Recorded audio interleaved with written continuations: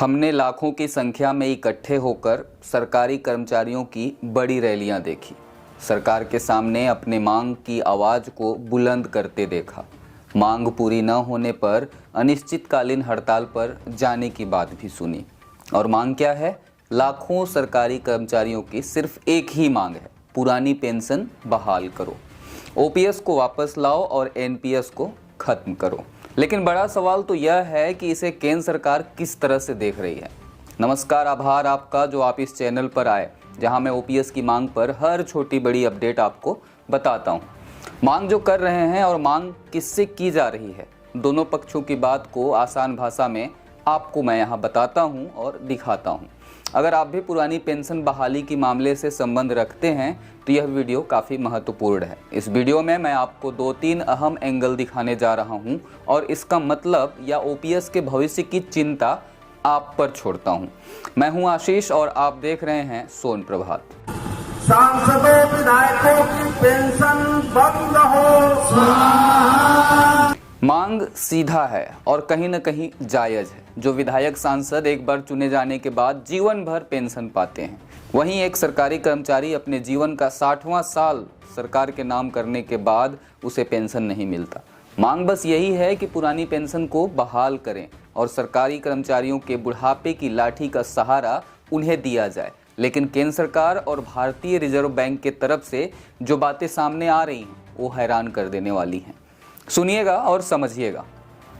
3 बड़े राज्यों में कांग्रेस को मिली हार के बाद माना जा रहा है कि पुरानी पेंशन स्कीम ओपीएस को लागू करने को लेकर जो बहस चली थी वह अब धीमी होगी। ऐसे में आरबीआई ने कुछ राज्यों में नई पेंशन स्कीम एनपीएस को समाप्त कर ओपीएस लागू करने के फैसले पर एक बार फिर राज्यों को आगाह किया है। आगाह क्या किया है?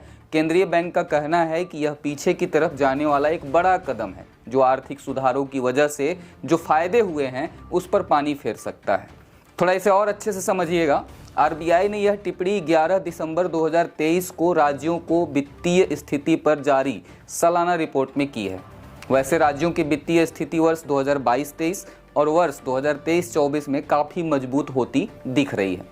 अधिकांश राज्यों के खजाने मजबूत हो रहे हैं और राजकोषीय घाटे को काबू में करने की इन्हें सफलता मिल रही है। लेकिन फिर भी आरबीआई और केंद्र सरकार के मुताबिक ओपीएस लागू करना बड़ी चुनौती है।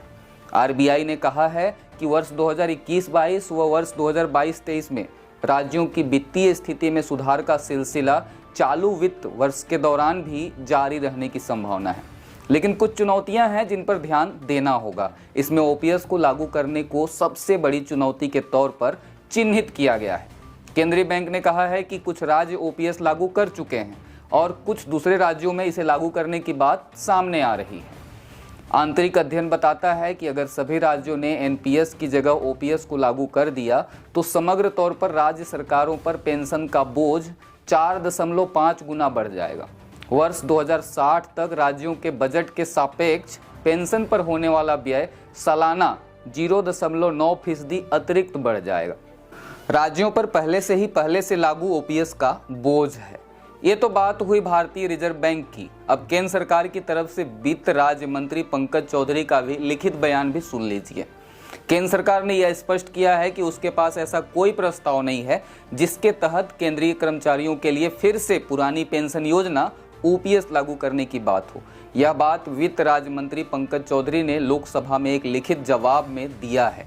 उन्होंने यह भी बताया कि नई पेंशन स्कीम के संदर्भ में उठे मुद्दों को देखने के लिए वित्त सचिव की अध्यक्षता में एक समिति का गठन किया गया है जो देखेगा कि मौजूद व्यवस्था के तहत किसी तरह की भी बदलाव की जरूरत है या नहीं। वित्त राज्य मंत्री ने बताया है कि राजस्थान, छत्तीसगढ़, झारखंड, पंजाब और हिमाचल प्रदेश की सरकारों ने केंद्र को सूचना दी है कि उन्होंने अपने सरकारी कर्मचारियों को एनपीएस की जगह ओपीएस को लागू कर दिया है। इन राज्यों में एनपीएस में अभी तक के अपने योगदान को वापस लेने का भी आग्रह किया है, लेकिन संबंधित पीएफआरडीए कानून 2013 में ऐसे किसी तरह की व्यवस्था का प्रावधान नहीं है।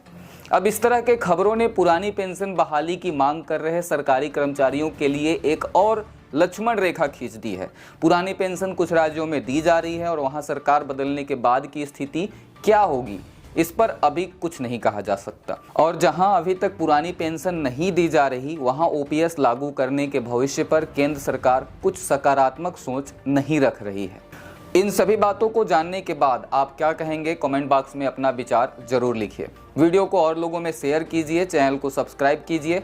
मैं कल फिर मिलूंगा ओपीएस से जुड़े नए जानकारी के साथ। तब तक के लिए शुक्रिया। देखते रहिए सोन प्रभात, सिर्फ सच बेहिचक।